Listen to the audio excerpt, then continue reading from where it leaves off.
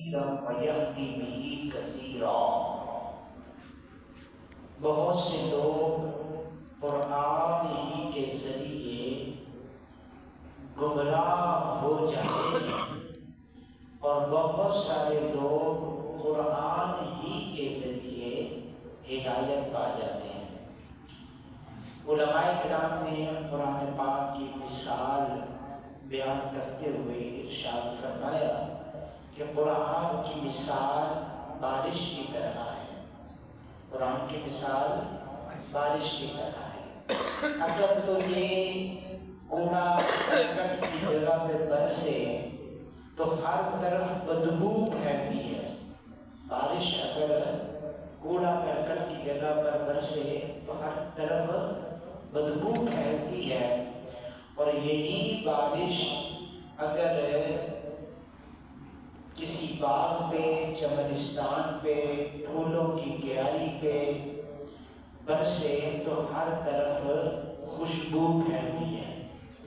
اب جو ہر طرف بدبو پھیلی، کوڑا کرکٹ پہ جب بارش پڑی تھی، ہر طرف جو بدبو پھیلی، اس میں بارش کا جو ہے وہ عیب نہیں ہے، عیب ہے کوڑا کرکٹ کا۔ تو جو کچھ کوڑا کرکٹ میں تھا وہ پھیلنا شروع ہو گیا، جو کچھ پھولوں میں تھا اس نے ماحول کو معطل کر دیا، بارش سبب بنی۔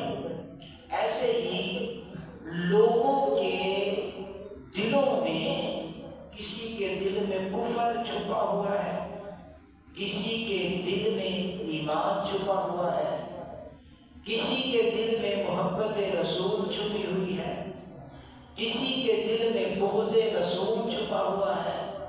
تو جب قرآن ان کے سامنے پیش کیا جاتا ہے تو اب ان کا جو اندر کا چھپا ہوا گند ہوتا ہے وہ کھل کے سامنے آ جاتا ہے، یا اندر کا جو چھپی ہوئی محبت ہوتی ہے وہ کھل کے سامنے آ جاتی ہے۔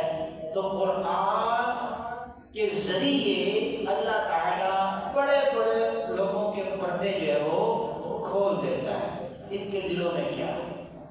تو فرمایا اس قرآن کے ذریعے بہت سے لوگ گمراہ ہو جاتے ہیں، اسی قرآن کے ذریعے بہت سے لوگ ہدایت پا جاتے ہیں۔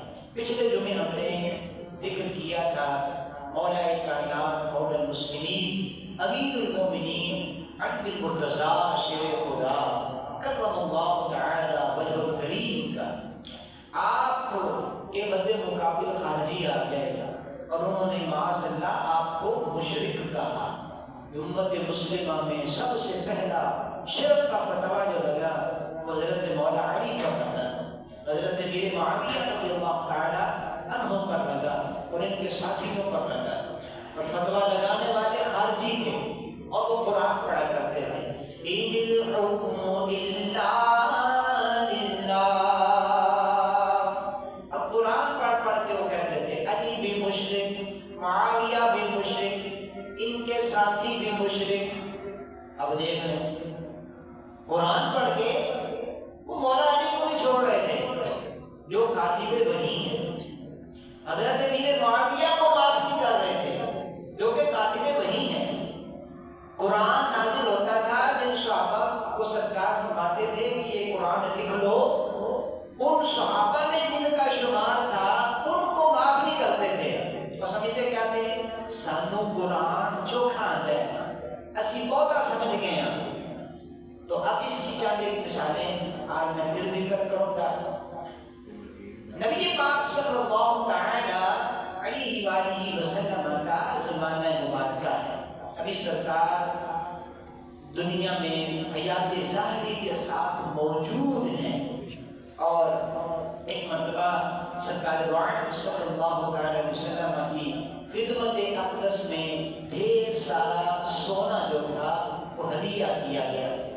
سرکار دو عالم صلی اللہ علیہ وسلم نے وہ ہدیہ، وہ سونا جو تھا، چار ان لوگوں کے اندر تقسیم فرمایا جو نئے نئے مسلمان ہوئے تھے۔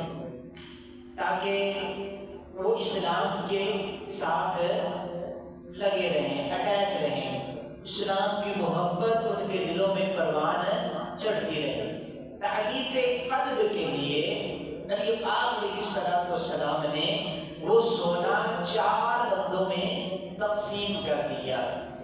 ایک تھے حضرت اقرع بن حابس، یہ ابھی نئے مسلمان ہوئے تھے یہ 4 لوگ، عیینہ بن بدر، علقمہ بن عڈاسہ اور زید الخیرطائی، یہ 4 صحابہ جو نئے مسلمان ہوئے تھے۔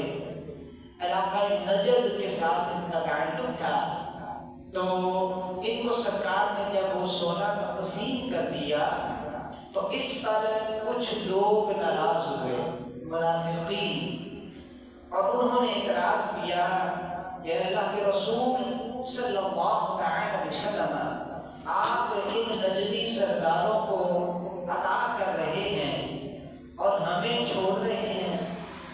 سرکار دو عالم صلی اللہ علیہ وسلم نے ارشاد فرمایا میں نے تو ان کی تعلیف قلب کے لیے کیا ہے تاکہ اسلام کی محبت ان کے دلوں میں پختہ ہو جائے۔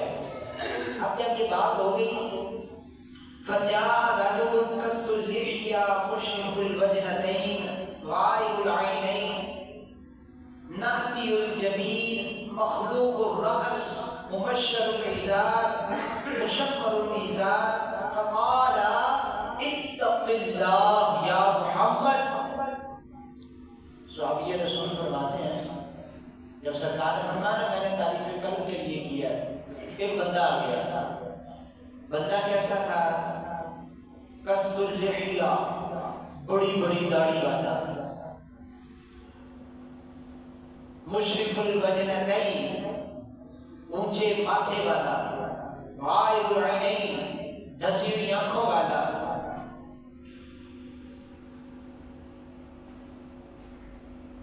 محلوق الرأس، سر سے گنجا، سر سے گنجا، مشمر الازار، اور اس کی پنڈلیوں تک شلوار اٹھی ہوئی تھی۔ صحابہ نے بھی کمال کر دیا، اس کا پورا نقشے کھینچ کے رکھ دیا۔ بندہ کا گھنی بڑی بڑی داڑھی والا، اونچے ماتھے والا، دھسی ہوئی آنکھوں والا، سر سے گنجا اور پنڈلیاں آدھی پنڈلی تک اٹھی ہوئی۔ اب وہ کیا کہتا ہے؟ وہ گنجا کہنے لگا اتق اللہ یا محمد، کہنے لگا اے محمد اللہ سے ڈرو۔ کس سے ڈرو؟ اللہ سے ڈرو۔ اچھا ویسے میں عرض کرتا ہوں، اگر ہم میں سے کوئی ایک دوسرے سے کہے یار اللہ کا خوف کر، اللہ سے ڈرو، تو بری بات ہے؟ بری بات ہے؟ اچھی بات کیا ہے؟ اللہ سے ڈرو، اللہ کا خوف کرو، نیکی کی دعوت ہے، اچھی بات ہے کسی کو کہنا اللہ سے ڈرو۔ لیکن وہ بدبخت یہ نہیں جانتا تھا کہ ان کو کہنا کہ جو آئے ہی مخلوق کو اللہ سے ڈرانے کے لیے ہے، ان سے کہنا کہ جو آئے ہی مخلوق کو اللہ کے قریب کرنے کے لیے ہے، جن کی ہر ادا اللہ تعالیٰ نے ہمارے لیے لائق عمل بنائی ہے، ان سے کہنا اللہ سے ڈرو، یہ بات ان کی بارگاہ میں بے ادبی ہے، کوئی نیکی کی دعوت نہیں ہے، کوئی اچھی بات نہیں ہے۔ انہوں نے کہا اتق اللہ یا محمد، اب نبی پاک کو کہہ رہا اللہ سے ڈرو۔ کتنا بڑا توحیدی آ گیا، کتنا بڑا اللہ کو ماننے والا آ گیا، یہ تو وہی بات کوئی شیطان والی۔ اس نے کہا اللہ تجھے سجدہ کروں گا، آدم کو تجھے سجدہ کروں گا، میں تجھے مانتا ہوں، آدم کو نہیں مانتا ہوں، انا خیر منہ، میں اس سے بہتر ہوں۔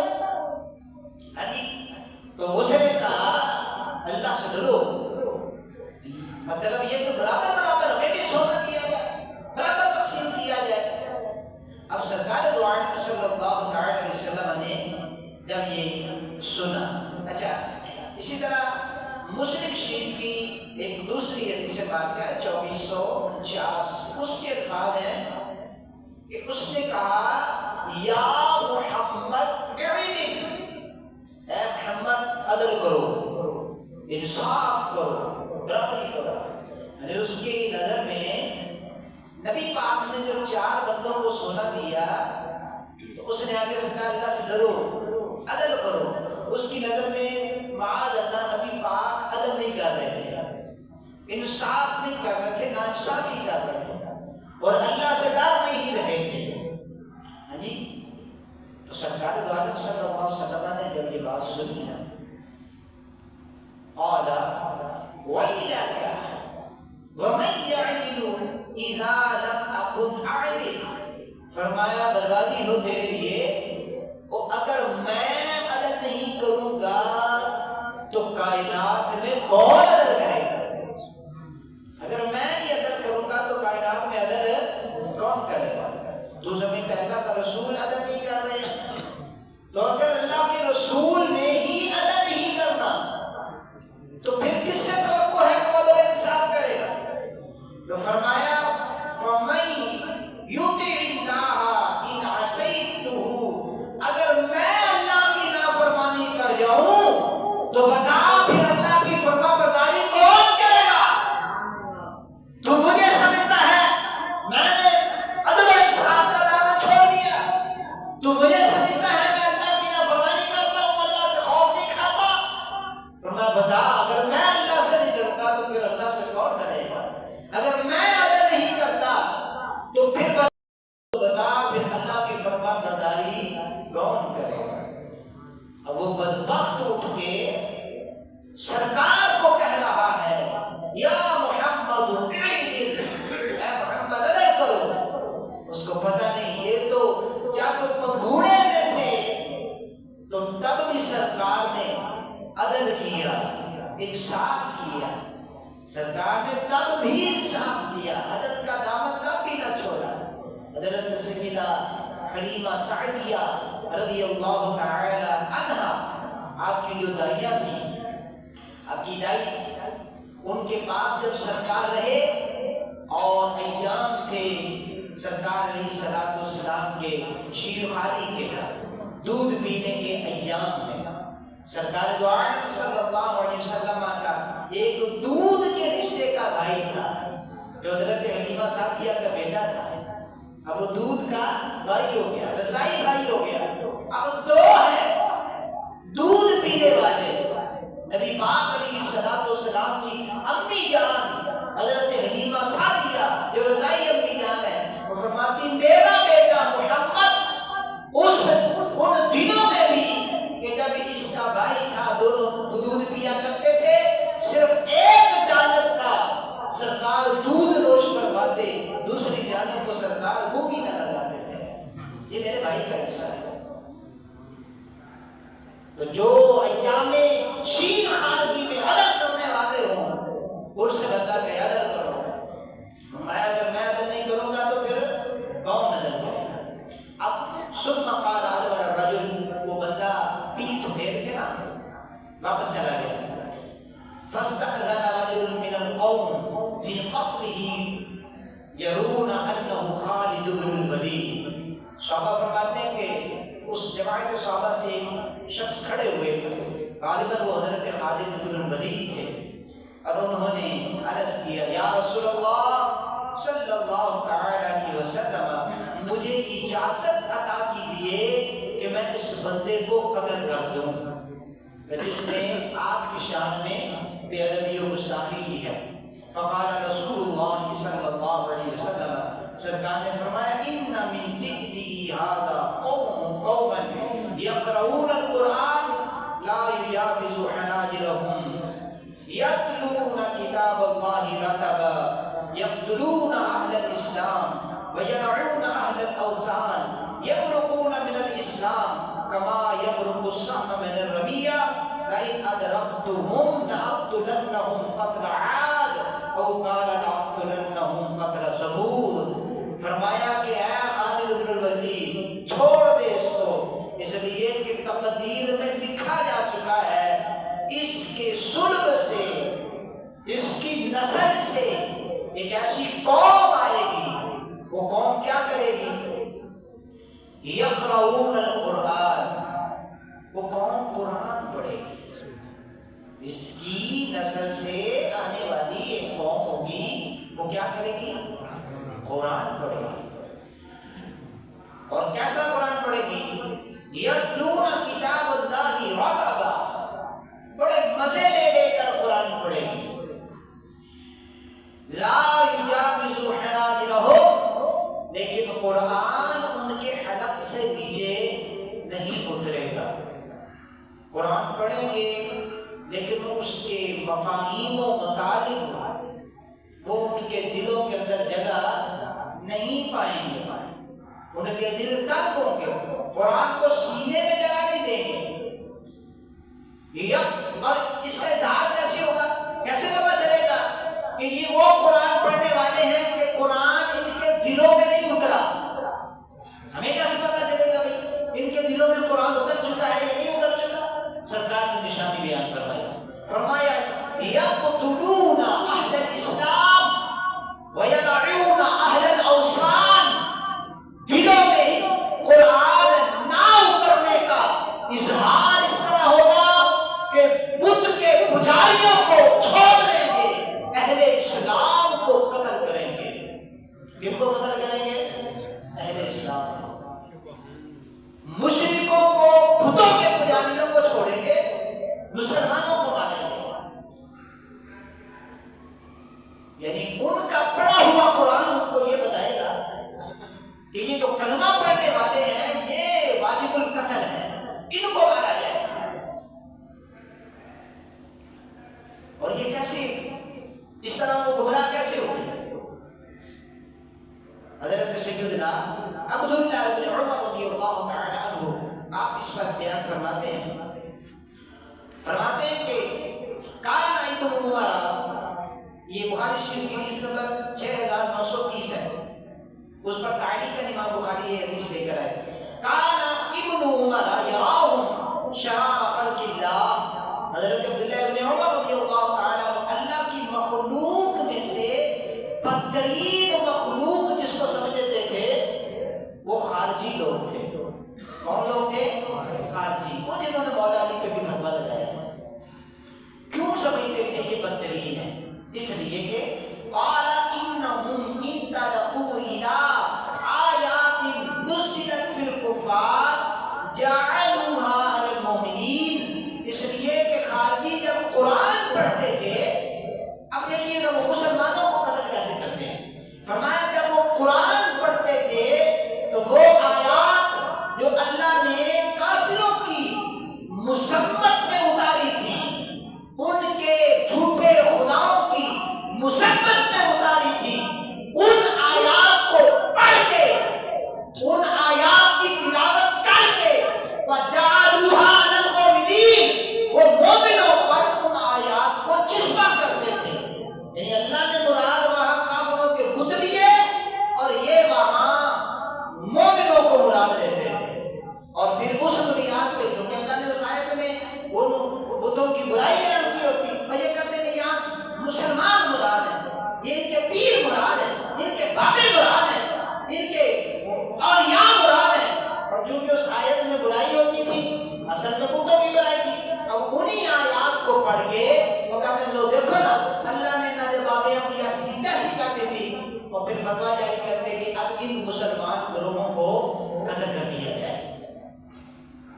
اب اسی وہی وہ جراثیم چل رہے ہیں آج تک۔ سرکار نے فرمایا تھا اس کی قوم سے، اس کی نسل سے قوم آئے گی وہ قرآن پڑھے گی، وہ ہو رہا ہے، اور یہ قیامت تک ہوتا رہے گا جب تک حضرت عیسیٰ علیہ السلام تشریف نہ لے آئیں۔ اب قرآن پاک کے اندر اللہ تعالیٰ نے ایک جگہ بتوں کی مذمت کے اندر یہ آیت کریمہ نازل فرمائی اور مشرکین کو اس بات کی طرف توجہ دلائی کہ دیکھو جن کی تم پوجا کرتے ہو، جن کی تم پوجا کرتے ہو وہ تو اس بات کا بھی اختیار نہیں رکھتے کہ کھجور کے گٹلی کے اوپر جو چھلکا ہے، کھجور کی گٹلی کے اوپر جو چھلکا ہے وہ چھلکا ہی بنا لیں، وہ چھلکے پر قدرت کی بھی طاقت نہیں رکھتے۔ اب اللہ تعالیٰ ارشاد فرماتا ہے، فرمایا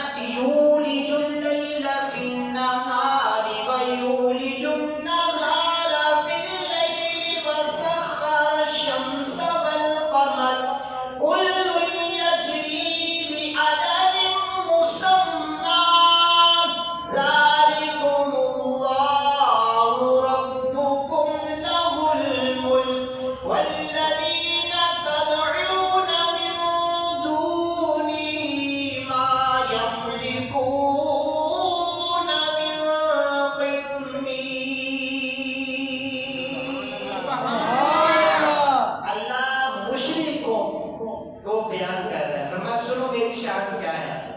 فرمایا کہ اللہ تو وہی ہے جو رات لے کر آتا ہے دن کے حصے میں اور دن لے کر آتا ہے رات کے حصے میں، اور اسی نے کام میں لگا دیے ہیں یہ سورج اور چاند، اور ہر ایک مقرر میعاد تک چل رہا ہے۔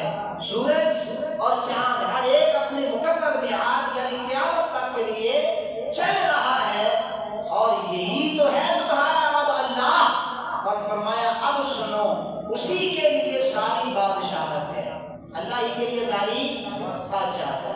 والذین تدعون من دون اللہ من دونہ، اور وہ لوگ جو اللہ کے مقابل میں غیر خدا کو پکارتے ہیں، ان کی عبادت کرتے ہیں۔ اللہ کے مقابل اللہ کے مقابل جو غیر اللہ کو پکارے، اللہ کے مقابل جو غیر اللہ کی عبادت کرے۔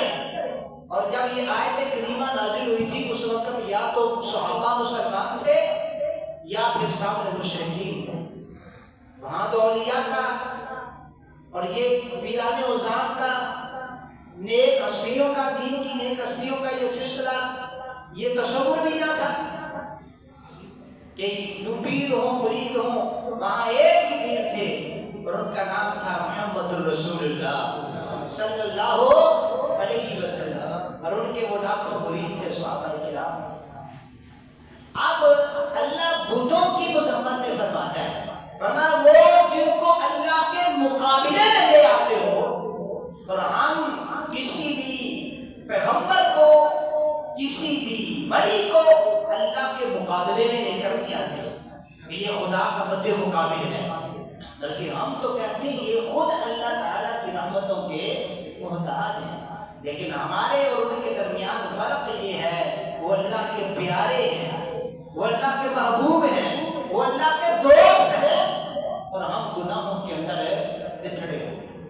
لیکن اللہ فرماتا ہے جو اللہ کے مقابل جن کی تم عبادت کرتے ہو، ما یملکون من قطمیر، وہ تو کھجور کے چھلکے تک کے مالک نہیں ہے، کھجور کی گٹھلی کے اوپر جو چھلکا ہوتا ہے اس کے بھی مالک نہیں ہے۔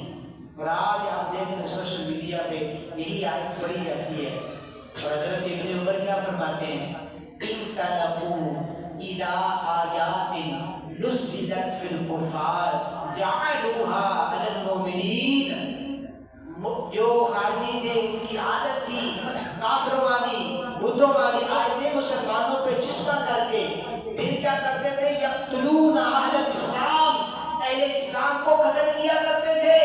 آج بھی یہی آیات پڑھ کے کرتے ہیں، وہ دیکھو جن باپوں کو تم پکارتے ہو جو تمہارے غوث اعظم ہے، قرآن کہتا ہے وہ تو کتمیر کے بھی مالک نہیں ہے۔ قرآن نے کب کہا کہ یہ کتمیر کے مالک، یہ من دون اللہ ہے، یہ تو اولیاء اللہ ہے۔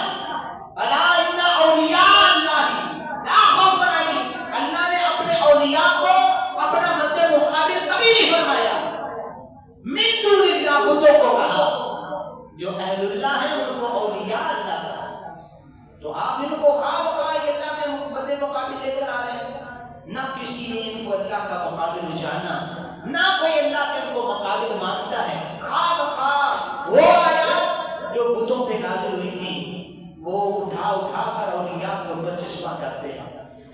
ہاں اگر یہی بات ہے، اگر آپ کے بقول یہاں من دون اللہ سے مراد جو کتمیر کے مالک نہیں ہیں، بقول آپ کے اولیاء ہیں، غوث ہیں، قطب ہیں، تو پھر اللہ فرماتا ہے یہ جن کو تم پکارتے ہو یہ تو جہنم میں تمہارے ساتھ جلیں گے، یہ تو جہنم میں جائیں گے۔ کیا خیال ہے یہ اولیاء جہنم میں جائیں گے؟ کیا خیال ہے غوث اعظم جہنم میں جائیں گے؟ سرکار کو امت پکارتی ہے، کیا یہ معاذ اللہ اب وہ الفاظ کہنے کی بھی ہمت نہیں ہے؟ یہ کیا نتیجہ نکالا؟ ایسا ہرگز نہیں ہے کہ یہ اولیاء من دون اللہ، یہ تو اولیاء اللہ ہے۔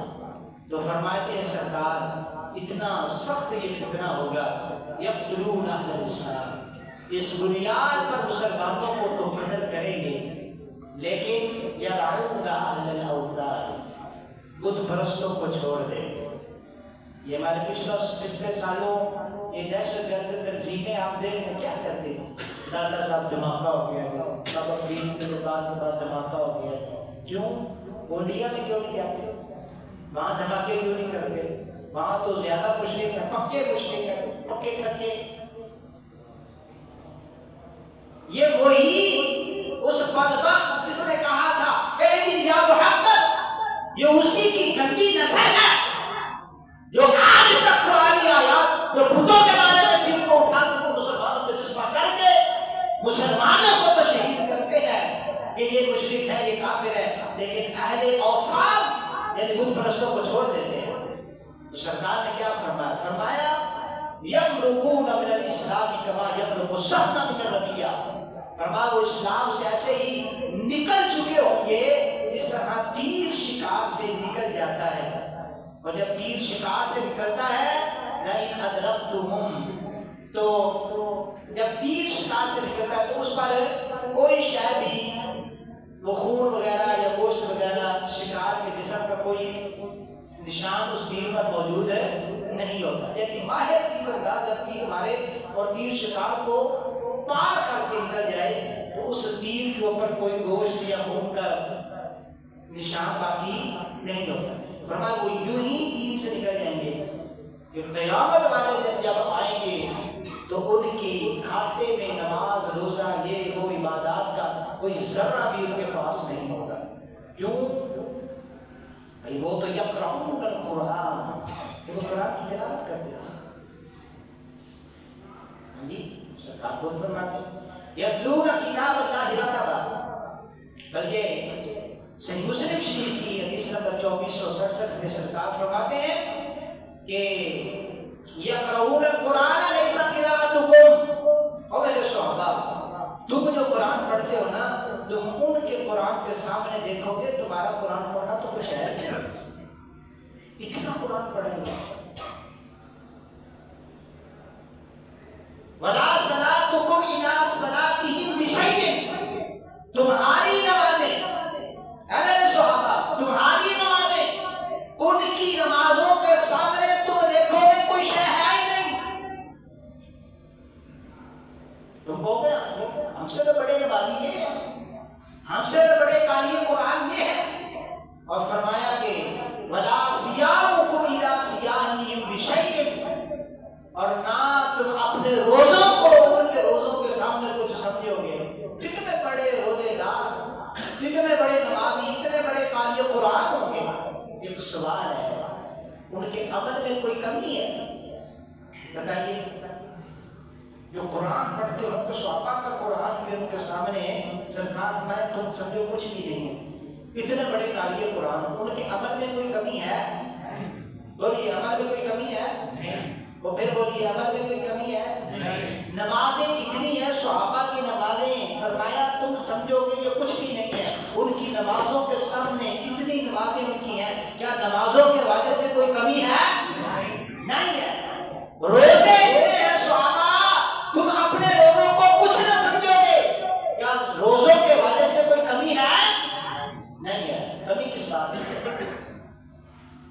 سوچنے والی بات ہے۔ آج ہمارے یہاں عقیدے کے تحفظ کی کوئی بات کرے تو یہ فرقہ واریت بات کر رہا ہے، یہ فرقہ واریت پھیلا رہا ہے، یہ فرقہ واریت نہیں ہے۔ لوگوں نے حضرت امام احمد بن حنبل علیہ رحمہ کا زمانہ ہے، انہوں نے کہا قرآن مخلوق ہے۔ قرآن کیا ہے؟ ایک جملہ یہ کیا ہو گیا اس سے؟ قرآن مخلوق ہے، ایک بندہ مانتا ہے قرآن مخلوق ہے، کیا ہو گیا اس سے؟ ہم کہتے ہیں کیا ہو گیا ہے، لیکن امام احمد بن حنبل سے کوئی پوچھے کیا ہو گیا ہے؟ وقت کے امام ہے، بادشاہ وقت، وہ قرآن کو مخلوق مانتا ہے، اور اس وقت کے جتنے علماء تھے وہ سب جو ہے وہ اس بات کے اندر کہ بادشاہ بھی چونکہ قرآن کی تخلیق کا قائل ہو گیا ہے، تو اب یہاں پر وہ تقیہ کرنے لگے. جب بھی کوئی کسی عالم سے پوچھا جاتا بتاؤ قرآن مخلوق ہے، وہ کہتے ہیں ہاں میں چاروں کو مخلوق مانتا ہوں. اب سامنے والا سمجھتا کہ چاروں سے مراد چاروں بڑی کتابیں ہیں، تورات، انجیل، زبور اور قرآن، لیکن ان کا ارادہ ہوتا میں ان چار انگلیوں کو مخلوق مانتا ہوں. اتنا فتنہ اشد تھا، علماء اپنا ایمان بچاتے بچاتے تقیہ کیا کرتے تھے، توڑیا بولا کرتے تھے. لیکن امام احمد بن حنبل ڈٹ گئے اور ڈٹے. آپ کو سزا ہوئی، اب جیل میں گئے، جیل سے آپ کا جنازہ نکلا اور آپ نے قرآن پاک سے اس بات کی تردید بھی کی، ان کے اس عقیدے کی. فرمایا قرآن کیسے مخلوق ہے بتاؤ؟ قرآن کا دیکھو اللہ فرماتا ہے اللہ خالق کل شیء، اللہ ہر شے کا خالق ہے، اللہ ہر شے کا خالق ہے. قرآن بھی شے ہے تو اللہ قرآن کا بھی خالق ہوا. اب دیکھیں وہ قرآن پڑھتے تھے، جو سرکار نے فرمایا یقرؤون القرآن، وہ قرآن پڑھا گیا. ہوش کے داخل لیں ہم یار، ہم جس زمانے میں جی رہے ہیں یہ فتنوں کا زمانہ ہے. ہم علم دین سیکھیں. ہمارے ایمان کے ساتھ لوگ کھلواڑ کرتے ہیں. سرکار فرماتے ہیں قرب قیامت وہ وقت آئے گا کہ بندہ صبح مومن ہوگا، شام کو کافر ہو چکا ہوگا. یہ حدیث نہ ہو تو میں کچھ نہیں ہوں. فرمایا شام کو مومن ہوگا، صبح کو کافر ہو چکا ہوگا. اتنی جلدی ایمان تبدیل ہو جائے گا. اور آج ہم اس کا نظارہ دیکھتے ہیں. لوگ 3 منٹ کا کلپ دیکھ کے کسی کا اور سمجھ اپنا ایمان کا سودا کر دیتے ہیں. آج توحید بیان کرنے والا ایک ایسا بھی ہے جس نے توحید بیان کی کہ نبی تو اپنا پیشاب بھی نہیں روک سکتے. ہاں جی، لا یملکون من کتمیر، وہ اسی آیت سے اس نے استدلال کیا نا، جو کتمیر کے بھی مالک نہیں ہے، اتنی بھی قدرت نہیں رکھتے. اب اس نے کہا نبی اپنا پیشاب بھی نہیں روک سکتے. یہ توحید ہے. کیا ایسی توحید اللہ نے بیان کی ہے؟ ایسی توحید رسول اللہ نے بیان کی ہے؟ توحید کا مطلب یہ میں اپنا پیشاب بھی نہیں روک سکتا. یا صحابہ نے کہا ہو توحید کا مطلب یہ ہے. ابو بکر صدیق نے خطبہ دیتے ہوئے فرمایا او مسلمانوں سنو، میں تمہارا پہلا خلیفہ ہوں، میں تمہیں توحید سمجھاتا ہوں. توحید کا مطلب یہ ہے کہ نبی پیشاب بھی نہیں روک سکتے. یہ فتنہ ہے. اور جو سوشل میڈیا کے ساتھ منسلک نوجوان ہیں ان کو پتا ہوگا. اب وہ بھی قرآن پڑھتے تھے، کہتے ہیں اللہ خالق کل شیء، اللہ ہر شے کا خالق ہے. قرآن بھی شے ہے، اللہ اس کا بھی خالق ہے. حضرت امام احمد بن حنبل فرمانے لگے سنو، اللہ فرماتا ہے اللہ یتوفی انفس، اللہ نفس کو موت دے گا. اللہ نفس کو کیا دے گا؟ موت دے گا. نفس جان کو، اللہ جانوں کو مارے گا، نفس کو موت دے گا.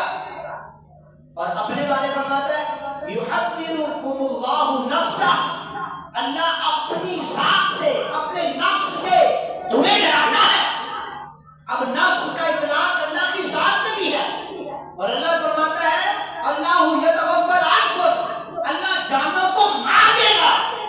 اپنی ذات میں بھی نفس کا اطلاق ہوا، نفسوں کو مارنے کا بھی فرمایا. تو کیا خیال ہے؟ اللہ اپنے آپ کو بھی مار دے گا.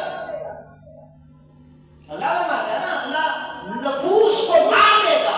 اپنے بارے میں فرماتا ہے یحذرکم اللہ نفسہ، اللہ اپنے نفس سے تمہیں ڈراتا ہے، اپنے ذات سے تمہیں ڈراتا ہے. تو جب نفوس کو اللہ مارے گا تو کیا اپنی ذات کو بھی مار دے گا؟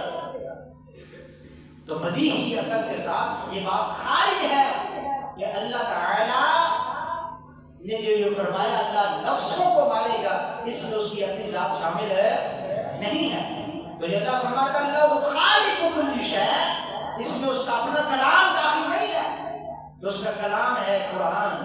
اللہ ہر شے کا خالق ہے لیکن اس شے میں قرآن داخل ہے نہیں. اب اس کی مزید وضاحت امام احمد بن حنبل فرماتے ہیں. فرمایا دیکھو صفت کا تعلق ہوتا ہے ذات کے ساتھ. صفت کا تعلق کس کے ساتھ ہے؟ ذات کے ساتھ. مثال کے طور پر کوئی حافظ ہے، اس کا حفظ کا تعلق اس کی ذات کے ساتھ ہے. حفظ کا تعلق کس کے ساتھ ہے؟ ایک حسین و جمیل ہے، حسین و جمیل اس حسن ہونا اس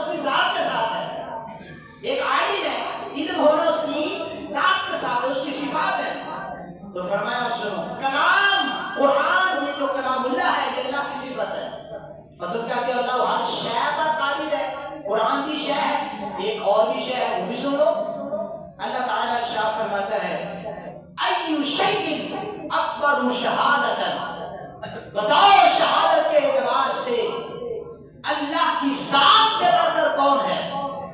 اللہ کی ذات سے بڑھ کر کون ہے؟ یہاں شیء کا اطلاق مفسرین کرام نے فرمایا، جمہور مفسرین کرام کے مطابق یہاں شیء کا اطلاق اللہ کی ذات پہ ہے، اس پر ہے اللہ کی، اللہ فرماتا ہے اللہ کی ذات سے بڑھ کر شہادت کے اعتبار سے کون ہے، اور اپنے لیے شیء کا لفظ استعمال فرمایا، اور اللہ فرماتا ہے اللہ خالق کل شیء، اللہ ہر شے کا خالق ہے۔ اپنی ذات کے بارے میں فرمایا تھا شے، تو کیا اللہ اپنا آپ کا بھی خالق ہو گیا؟ اللہ نے اپنے آپ کو پیدا کیا ہے؟